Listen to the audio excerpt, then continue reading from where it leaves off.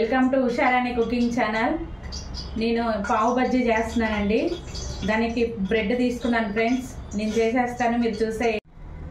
First కళాయి పెట్టుకున్నాను friends. Oil వేసేసుకున్నాను, కొంచెం ఉల్లిపాయలు వేస్తున్నాను.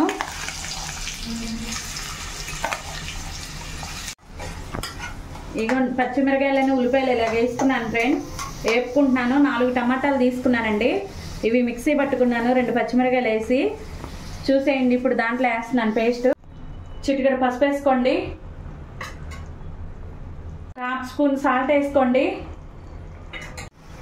1/2 స్పూన్ కారం వేసుకోండి.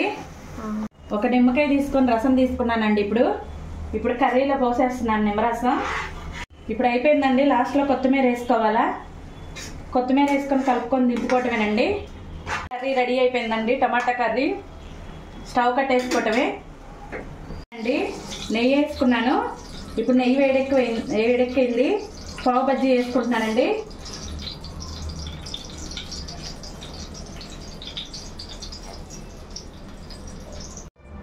పావు బజ్జీ రెడీ అయిపోయిందండి. కర్రీ పావు బజ్జీ చాలా టేస్ట్గా ఉంటుంది. మీరు ట్రై చేయండి ఫ్రెండ్స్. నా ఛానల్ని సబ్స్క్రైబ్ చేయండి, షేర్ చేయండి ఫ్రెండ్స్. బాయ్.